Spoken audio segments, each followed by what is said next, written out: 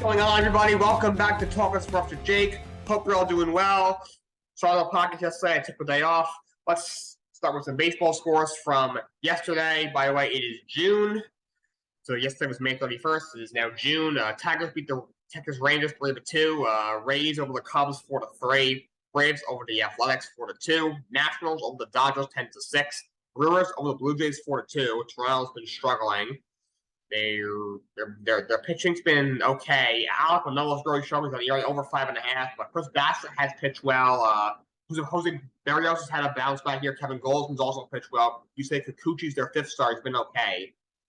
And they're hitting. Bo Bichette's been unbelievable. He leads the American League in batting average and in hits. He's hitting over 330. He's got 80 hits, which leads the league. Vladimir Guerrero Jr. has been pretty much as advertised. Besides that, Matt Chapman's been struggling, and no one else has really, pulled their weight. So they're slumping it out. They've fallen 10 games out of first place. They're in fourth place. They're only, I think, a couple of games, maybe 5 games over 500, if that. So they're slumping a bit. Mets beat the Phillies 4-1, and they've taken the first two in that series. As of the time I'm filming this, Mets are down 2-1 going to the bottom of the fourth.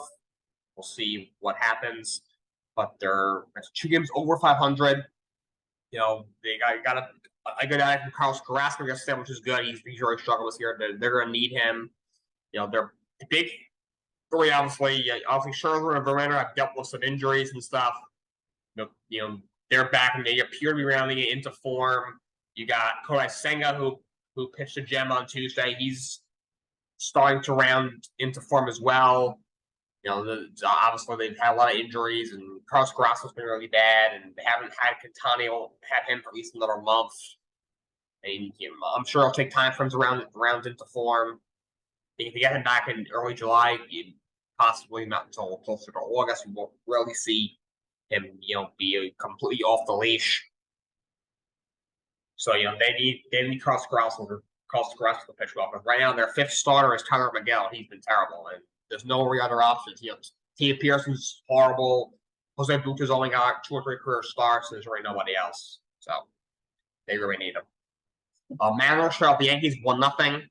Angels beat the White Sox 12-5. Guardians over the Orioles 12-8. Pirates over the Giants 9-4.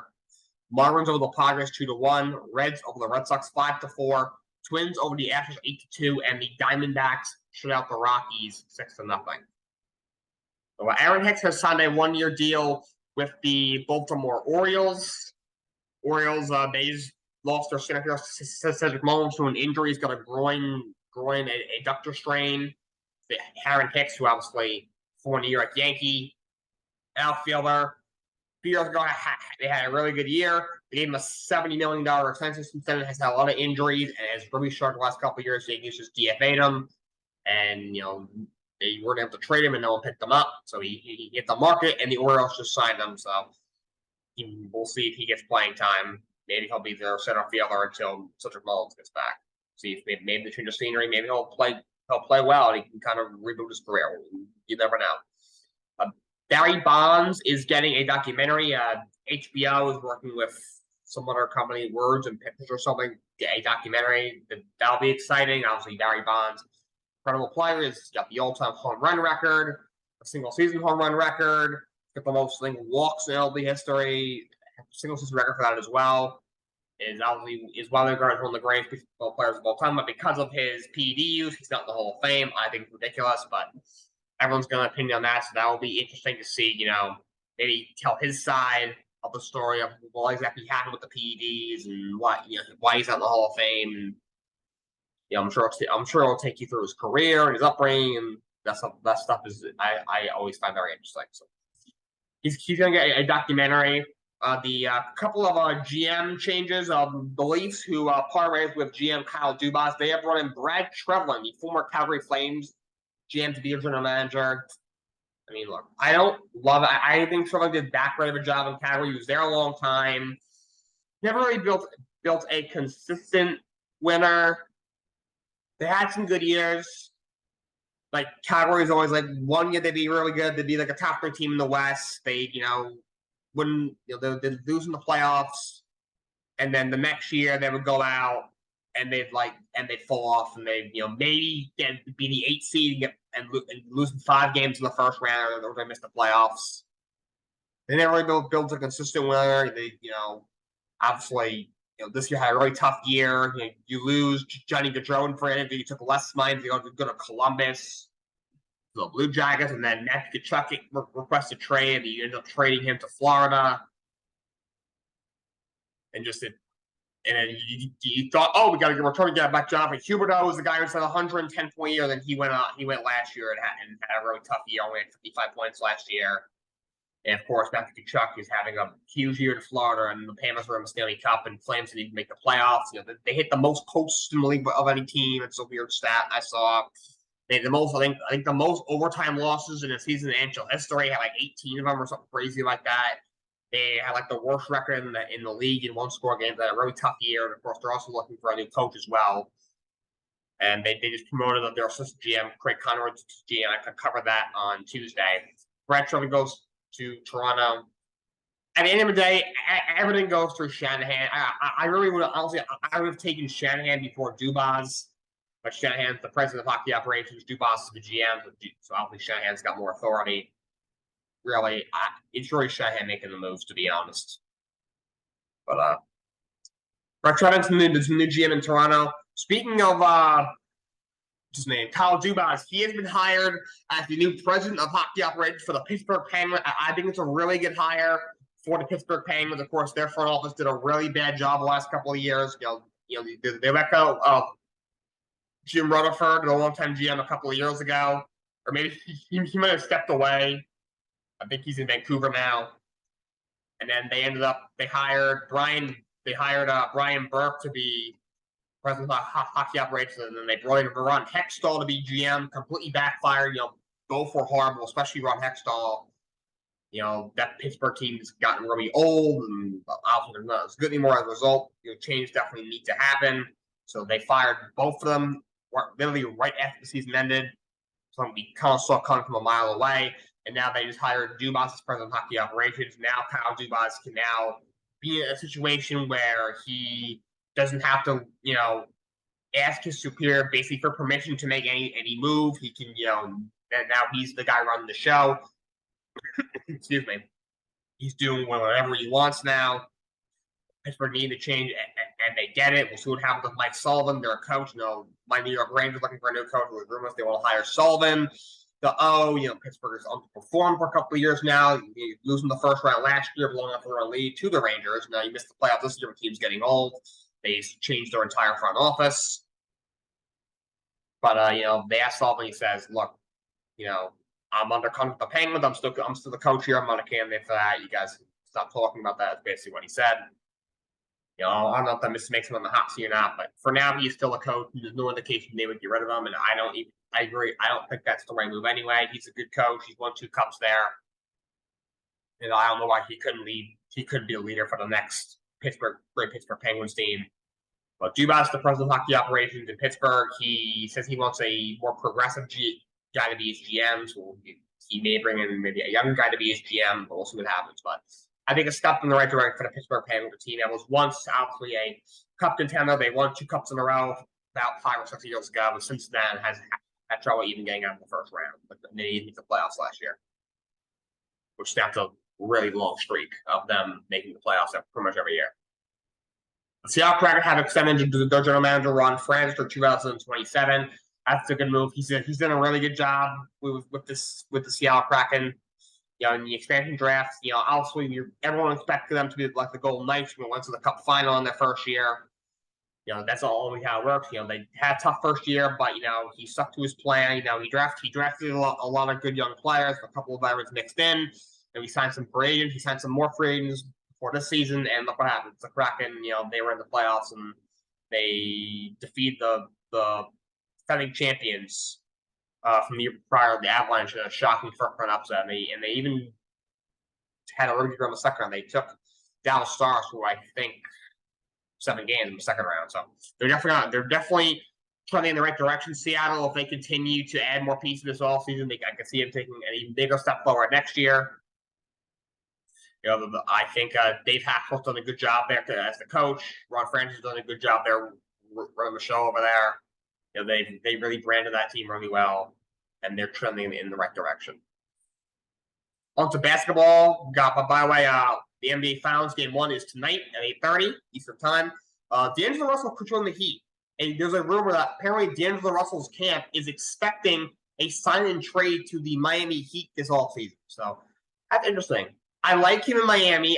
I do think Miami, obviously they're on a great run. They're in the finals in AC. I think they need more playmaking, need some more floor spacing. I think fits them well. I think he'd be an upgrade over Gabe Vincent, who's the starting point guard now. He's a better fit than Kyle Lowry for them. He also was really bad in the playoff, especially in the Western Conference Finals. He was not even playable in the conference final. Wasn't all that great in the first 2 rounds either. So I like him. I think he's a good fit to be their starting point guard. He's a scoring guard. He's a guard that can give you 20, 25 points a night. Good scorer, very good shooter. He's still young. Also, as bad as he played in the playoffs, that definitely cost him a little bit of money. So we'll see what happens with D'Angelo Russell. Caleb Love is transferring to Arizona. He was a star player at UNC the last couple of years. Originally, I transferred to Michigan. He was one of the biggest names in the entire transfer portal. Then all of a sudden, he pulled out because he didn't have the academics to get into Michigan, but he went back into the portal, decided not to go back to UNC and stay in the portal. A lot of teams were looking at him. I think Gonzaga was looking at him. I believe Kansas was looking at him, but he ended up going to Arizona. I think it's a really good pickup for Arizona, who in the last couple of years has been one of the top teams. Has been like a top 2 seed line in the tournament, but has had trouble making a big run. 2 years ago, I thought they had a chance to win the whole thing. 2 years ago, I think I had them winning the whole thing. They ended up losing over the second or the third round. This past year, I thought they could make a deep run. They didn't go so if they lost like the second round of Sweet 16. So could he be the missing piece, Caleb Love? We shall see. But Knicks have parted ways with general manager Scott Perry. His contract is up. They will not renew his contract. They will part ways with him. As you all know, I'm a big Knicks fan. I'm okay with the move. Scott Perry, he's honestly really the last guy from that Phil Jackson era. Obviously, a terrible era in Knicks history. Phil Jackson is, of course, one of the greatest head coaches of all time, if not the greatest head coach of all time. For me, it's either him or Greg Popovich. Obviously, Phil Jackson won 11 championships, 6 with the Bulls, of course, led by Michael Jordan, and then 5 more with the Los Angeles Lakers, led by Kobe Bryant and Shaquille O'Neal. The Knicks hired him as the president of basketball operations, went absolutely horribly. He gave out bad contract after bad contract. He gave Robin Lopez $60 million for whatever reason. He gave Wash, Joakim Noah, $78 million. He made like $55 million. I believe he was the guy who gave Tim Hardaway Jr. like that horrible, like $80 million.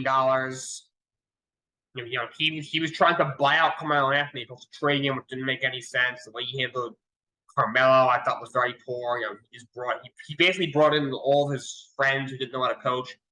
Freaking Derek Fisher to coach, which didn't work out, obviously. But then he went to Jeff Hornacek, which didn't work out.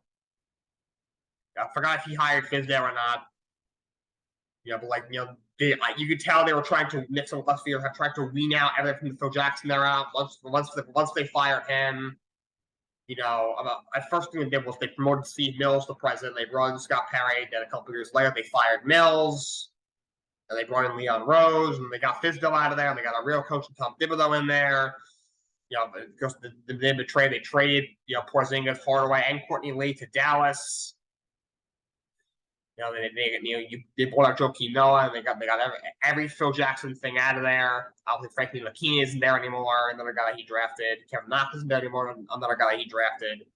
He drafted Frankie McKinney over down to Mitchell, and he drafted Kevin Knox with Michael Porter Jr. And Perry is a guy who's kind of stuck around, and now he's gone. So it'll be interesting. Do the Knicks bring in a GM? Leon Rose. 2 years ago, I didn't think he did a good job. He stopped bringing Kemba Walker, didn't work. That Evan Fournier's contract, it was a terrible contract.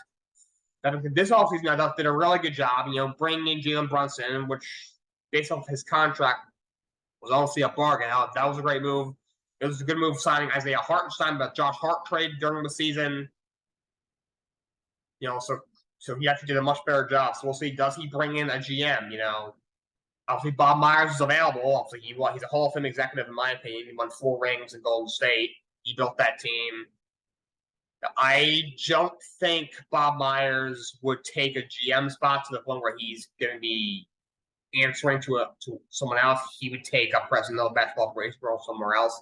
I don't think he'll take another job. I think he'll take at least a year off. I don't know if he'll retire for good. I mean, it's not like he's 70 years old. He's like, I think he's 48 years old. He's still in like the prime of his life. I think he'll take a year or two off, and then the year or two, I think we'll return to basketball.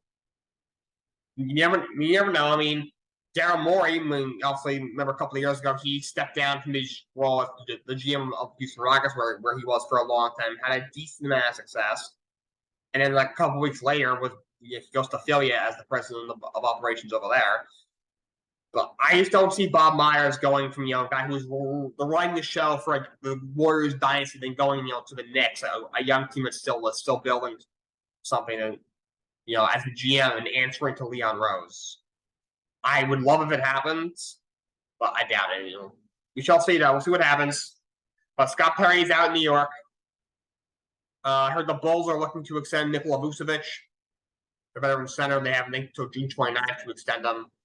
That's what they're trying to do. And the Detroit Pistons have hired Monty Williams as the next head coach. He gets a huge contract, a 6-year deal worth $72 million. And he has options in the contract that could keep him in Detroit. Could keep the contract. Could make it 8 years, up to $100 million. My take on it is, I like Monty Williams. I think he's a good coach. He's obviously a great man. Was very sad when his wife died in I think a car crash a couple years ago when he was an assistant somewhere. He's had a nice career. He was in the Pelicans for 5 seasons. I thought he did an overall good job there. The teams weren't that great. I thought he was a better coach than Alvin Gentry. I thought he was let go a little bit too quickly. Then he was an assistant somewhere. Then he had obviously he had the family stuff, the unfortunate family news that happened. So he took some time off. He stepped down, took a couple years off. He came back in the NBA. I think he was an assistant somewhere. And then he got the Phoenix job, and overall did a good job. He was there for 4 seasons. He won a lot of games in the regular season. He was in the finals 2 years ago. Was in the conference finals twice. He was coach of the year 2 years ago. He was the runner-up for the award the year prior to winning the award. I think he's a good coach. My only issue is that Detroit team's really bad. I don't know if he'll be. How much can you really get out of that Detroit Pistons team? And that's a lot of money. For a guy who I think is a good coach, I wouldn't call him elite. I think he's a very good coach, not a great coach. To pay him at least $12 million a year through almost 2030, possibly even longer, even more than that, and longer than that, if the options come to fruition. That's a lot of money. I think they could have gotten a guy like Charles Lee, who's a top head coach candidate, assistant with the Milwaukee Bucks. I'm not sure what his status is now that they brought him a new coach. If he definitely even has a job anymore. Could have gotten him, for 2 less years and less money. But I do like Monty Williams. I think it's a decent hire. I got the big. There's a lot of big names on the head coaching market. I think the biggest 3 in no particular order were Mike Budenholzer, Nick Nurse, and Monty Williams. So overall, good hire, and we'll see what Detroit does going forward. And Joe Mazzulla is staying in Boston. I said the other day, I don't think he's a championship level coach yet. So, yeah, by those standards, you could argue he should have been let go. But on the other hand, the Boston Celtics, obviously, if that job were to open up, that is an attractable job. They got one of the best rosters in the league, historical franchise, TD Garden, the whole deal. They got all-stars across multiple all-stars on that team. That being said, it's hard to justify a rookie 34-year-old coach taking a team within a 1 win of the finals and firing him. It's kind of tough to just justify that. I mean, I know there are some fans I know some of my friends who are Celtics fans wouldn't have minded him if they let him go. That being said, if I'm a head coaching candidate and all right, so I'm thinking, all right, where can I go? The Suns job is open, the Celtics job is open. Obviously, the Celtics job have one of the best jobs out there. That being said, they just fought. You look how they've handled their coaches. Ime Udoka, look, he did what he did. We don't know the whole story, but he clearly, obviously, had an affair with a female staff member, or maybe the CEO's wife. It could have been the marketing intern's, significant. I don't know. Nobody knows. But like, he had a consensual affair. That's not very nice to do. I don't know how his wife feels night long, or that's not a good example set for their child. But he didn't break any laws. The NBA didn't investigate. And the Celtics, as soon as it happened, right before the season, 1 year suspension. And of course, now he just took the head coach job in Houston. And all right, so then a year later, you promote Joe Mazzulla, who almost takes him to the finals. They should not have been down 3-0 to an 8 seed, but the fact they're able to climb back 2 games is impressive, though they played as bad as you could possibly play in the Game 7. Lost by 19 on your home court to an 8 seed in the Miami Heat.